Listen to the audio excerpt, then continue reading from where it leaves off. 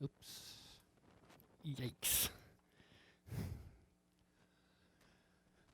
Okay, thank you. So, good morning, everybody. Today I would like to present our results on reconfigurable vortex spinning with magnetic charge ice structures. So this was work done at Argonne National Laboratory, and I will list our collaborators in a moment.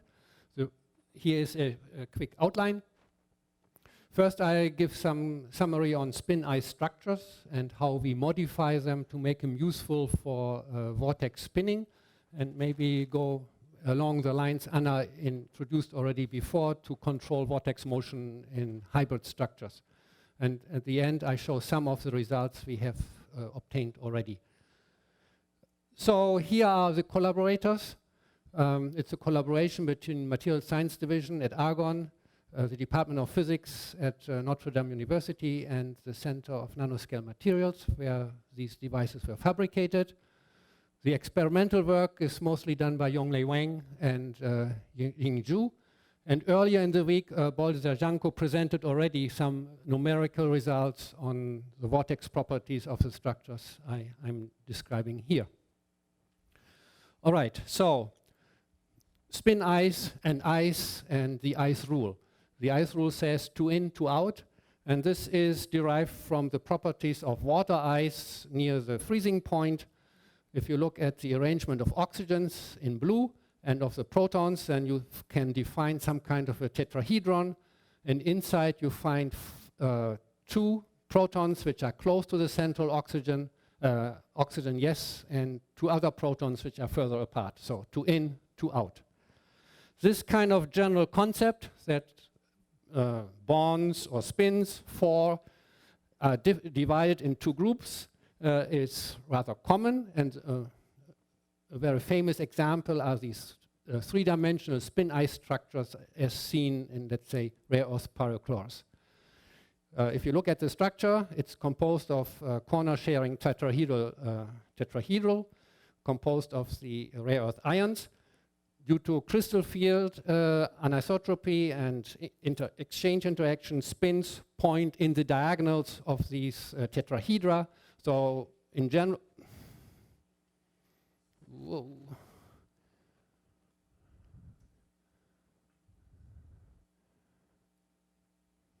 Okay, that was it.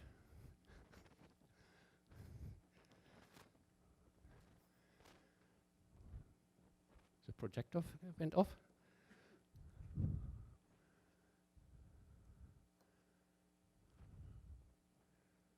Okay. All right. Yeah. Okay, here we are. So you get this 2 in, 2 out structure, which we defined or found already for the original ice pattern. This kind of spin arrangement has attracted a lot of interest because it has a highly degenerate ground state, a lot of entropy in there, maybe it holds the potential for spin liquid structures, and so on. So what we like to explore now is how this can be translated to artificial structures where we have better access to the individual elements. 2D artificial pattern structures.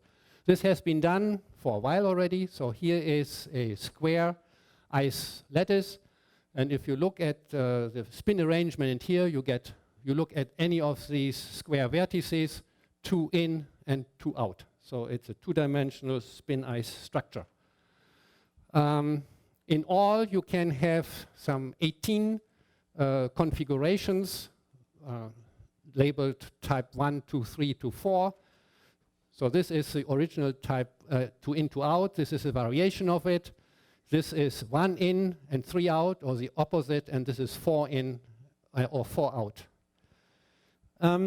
These structures have been found. Here's an MFM picture of one of these structures, and these colored symbols mark where you can find these 2 in, 2 out patterns in this arrangement. Now, it turns out that the realization of these patterns is really difficult. Actually, you cannot in most cases. The only one that has been achieved reliably is this one. You can imagine if you put a magnetic field in this direction, you will enforce this pattern. All the others are difficult to get. Maybe you have to heat to high temperatures to demagnetize the structure, or you have to make very narrow gaps here in ultra-thin islands. But all the other ones here, you cannot really achieve. So what can we do? If we look at one of these elements, these are nanoscale single-domain ferromagnets. They switch in an abrupt way. It behaves like an Ising spin with coercivity.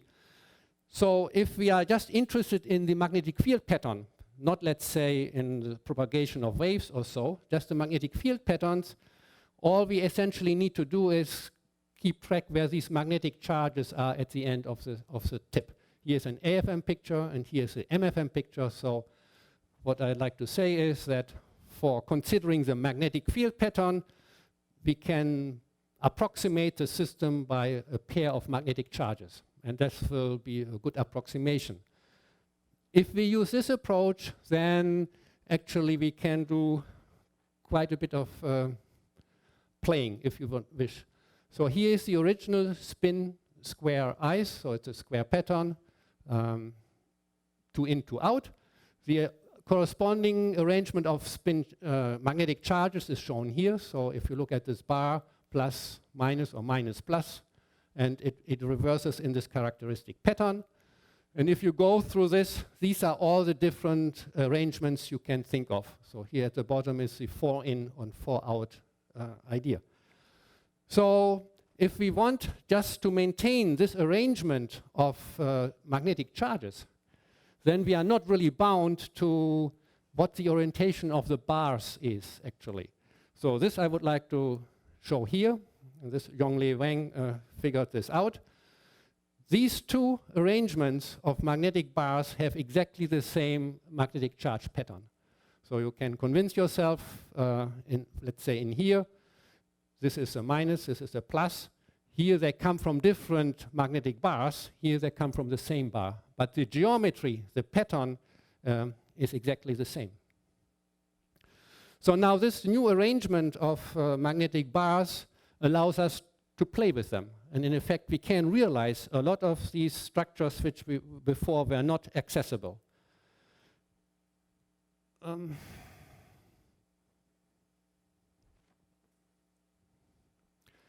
Here is an SEM of a structure we made. So the arrangement of these magnetic bars looks like this. Here is an MFM picture of the as-grown sample.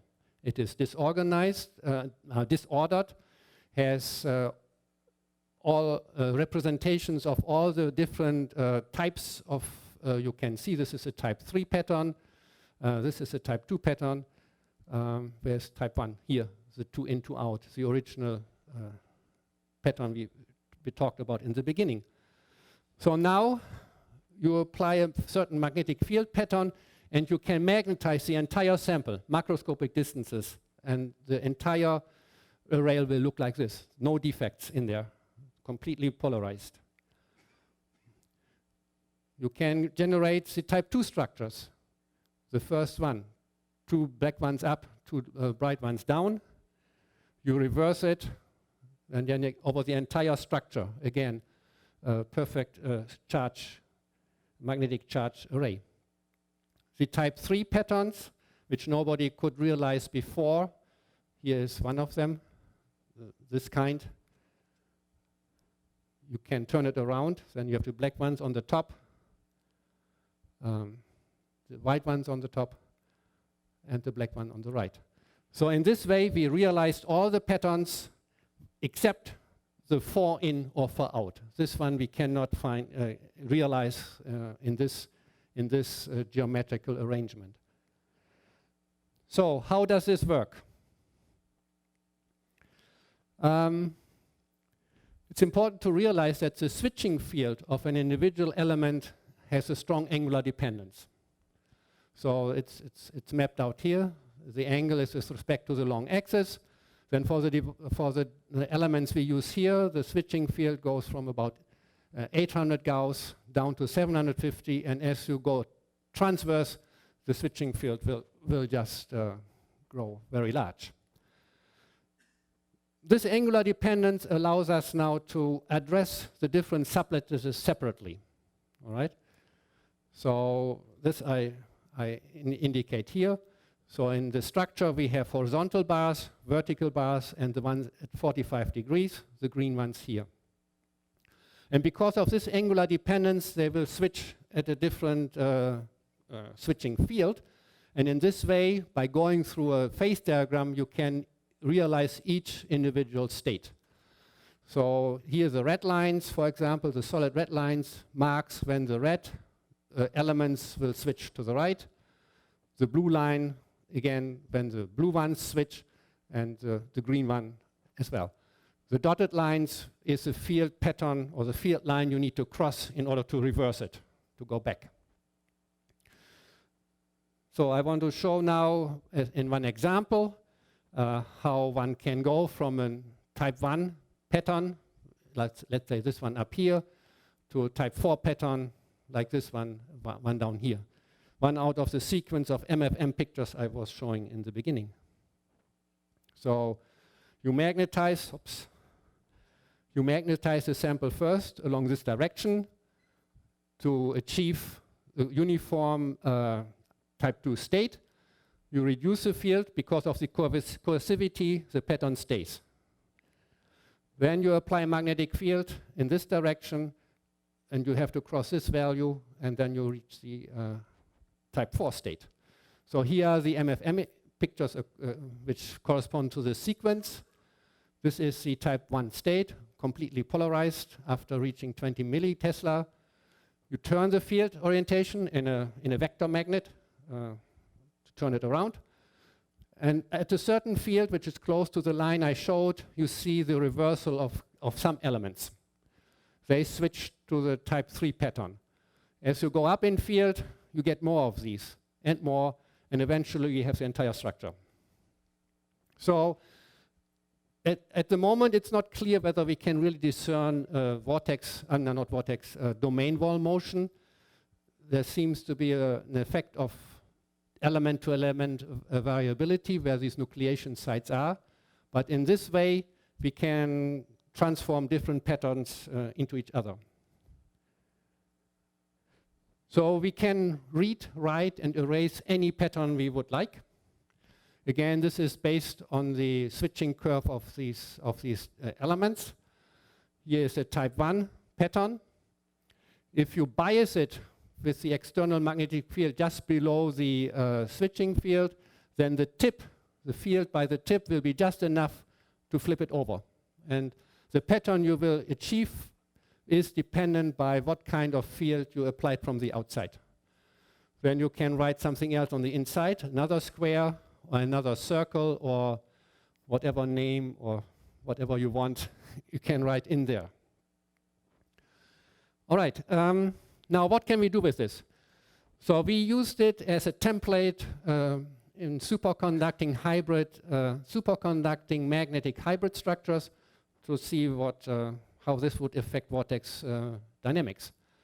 So the sample I'm describing here is a molygermanium film. It's about 50 nanometers thick. And on top of it, we pattern this permalloy spin ice structure. The device is here. There is one reference sample, which is just the standard square ice. And these are 3 versions of this new pattern here. The material is pretty good. It has a very sharp superconducting transition at around 6.8 Kelvin. Okay, so as far as vortex interactions in this devices is concerned, we consider only magnetic coupling. So the vortex will be attracted to one end, to one charge, and it will be repelled from the other end. So you always have 2 pairs, one pair. And the energetics of this has been worked out a while back, for instance, by Milo in this reference. All right, so here I show some data. These are IV curves on a color-coded plot, current on the vertical axis, the colors, current on the vertical axis, currents represent colors represent the voltage on a log scale here, and on the horizontal is magnetic field. So we use a criterion of 1 microvolt, which is just this yellow line here. So then this would be kind of a pattern of the field dependence of the critical current right here, this yellow line here. Similar for the other pattern. So I show it here, this line, the field dependence of the critical current plotted separately for a type 1 structure and for 2 different configurations. So the only difference between these two is we reverse the polarity of this spin ice pattern. This pattern is almost reversible, and which is maybe not surprising for a symmetric structure. And in the same vein, reversing the magnetic structure doesn't change the results either. What it is somewhat surprising at first sight was that there is no strong effect at the first matching field. So Bolzar talked about this on Tuesday already. In some of these vortex configurations, there's a lot of frustration, a lot of disorder. For example, here, 1 vortex. So we define the matching field as field per plaquette, like this. So for 1 matching field, there is 1 vortex for 2 attractive centers. So this vortex could choose between these 2 1. If the vortex goes here, then the next one has, the interactions between these 2 are the same. So there's some degeneracy which will lead to a rather disordered state. And the MD calculations Bolzar showed on Tuesday kind of bear this out. Here is this is a different pattern. This is type 2 pattern. This is asymmetric with respect to the vortex motion, which is in the vertical direction. And it is asymmetric in respect to the field direction, current direction as well. So you see some difference here, which is to some degree here as well. If you reverse the magnetic structure, then this part flips to the right and this part flips to here. So this is basically what you would expect. There are some features in these data which are not quite clear yet, but overall there is a asymmetric IV curve, an asymmetric IC curve in this kind of pattern. And this is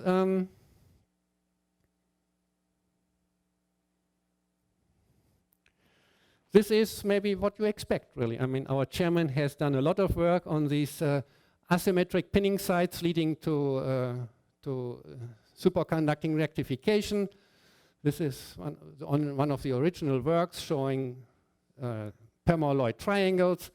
This leads to a difference in vortex motion to the top versus to the bottom. And if you do the AC biasing, you will get a DC voltage. So in our case, if I go back, the top and bottom in these structures is asymmetric, so we expect this type of difference in the vortex dynamics. So indeed, if we look at the DC voltage, which is shown here on a color code, as function of applied magnetic field and as applied as a function of AC drive current at 6.4 Kelvin and 30 kilohertz, then for the symmetric device, we basically see nothing. That's what you would expect. For the asymmetric device, which we have here, we produce a strong signal between the first and second matching field once we exceed a certain drive current which overcomes the lower pinning force. So, and if you then do a scan through this, you actually can plot out the DC voltage as function of field. And as I said, this is pronounced between the first and second matching field. And if I just show here again, this just corresponds to this part in the field dependence of the critical current right here.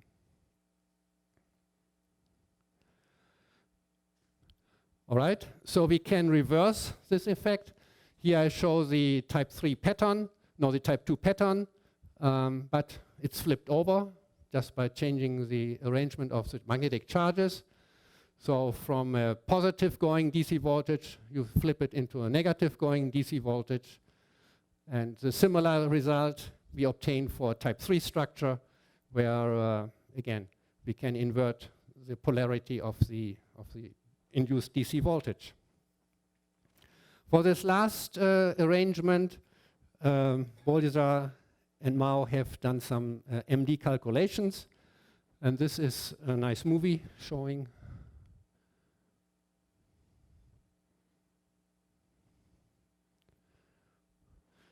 how vortices move in here. And the asymmetry between moving up and down is kind of obvious here, right? So the pinning potential, the blue dots are attractive, the red ones are repulsive. So in this orientation, vortices really get trapped in kind of a bucket, right? And they end up staying there until they get knocked out by the subsequent vortices. Whereas here, there is no good pinning arrangement for this orientation, right? I mean, this is repulsive, which then does not hold a vortex in this location. All right, with this I would like to come to the conclusion. We introduced a novel magnetic charge ice structure, which allowed us to realize all 14 predicted charge configurations, which has not been possible before. With this arrangement, we can read-write arbitrary patterns, not just uniformly polarized lattices, but also, I don't know, guides or wedges or funnels and this type of patterns. We showed that there is enhanced vortex spinning due to this magnetic ice structure in a molygermanium permalloy magnetic charge ice pattern. The vortex dynamics, the pinning, and the Ratchet effect are reconfigurable in a sense that you can reverse it by switching between different realizations of this charge ice. Okay, thank you.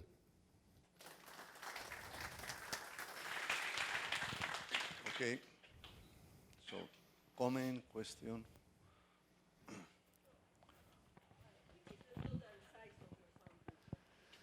The width